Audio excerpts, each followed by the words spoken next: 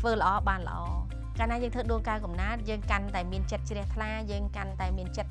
មេត្តាធម៌យើងកាន់តែចូលចិត្តជួយអ្នកដទៃយើងកាន់តែរីកចម្រើនអាហ្នឹងគឺដួងកៅកំណើតជាទូទៅអ្នកណាក៏អាចធ្វើបានដែរដួងកៅកំណើតប៉ុន្តែសម្រាប់ខ្ញុំភាគច្រើនខ្ញុំមិនសូវរីកមិនសម្រាប់ឲ្យមនុស្សអាក្រក់ធ្វើទេពួកអីធម្មតាបើមនុស្សអាក្រក់គាត់កាយខ្លួនមកធ្វើជា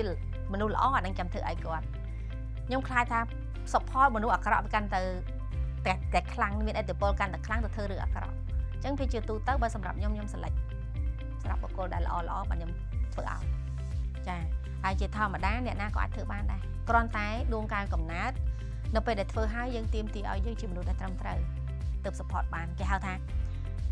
ពឹងគេហៅទាញយកធម៌ពលមេឃដីធម៌ពលមេឃចក្រវាលមកប្រើមនុស្សគាត់ត្រូវគប្បីជាមួយនឹងមេឃដីអញ្ចឹងមនុស្សដែលមិនគប្បីជាមួយមេឃដីបានន័យថាជាមនុស្សដែលមិនល្អ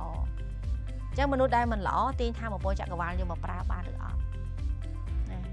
បានតែធម៌ពលចក្រវាលកាច់វិញអានឹងជារឿងផ្សេងមួយទៀតអញ្ចឹងចំណុចហ្នឹងហើយគេទាមទារឲ្យមនុស្សយើងធ្វើជាអំពើល្អធ្វើល្អបានល្អកាលណាយើងធ្វើដួងកៅកំណើតយើងកាន់តែមានចិត្តជ្រះថ្លាយើងកាន់តែមានចិត្តមេត្តាធម៌យើងកាន់តែចូលចិត្តជួយអ្នកដទៃយើងកាន់តែរីកចម្រើនអាហ្នឹងគឺដួងកៅកំណើត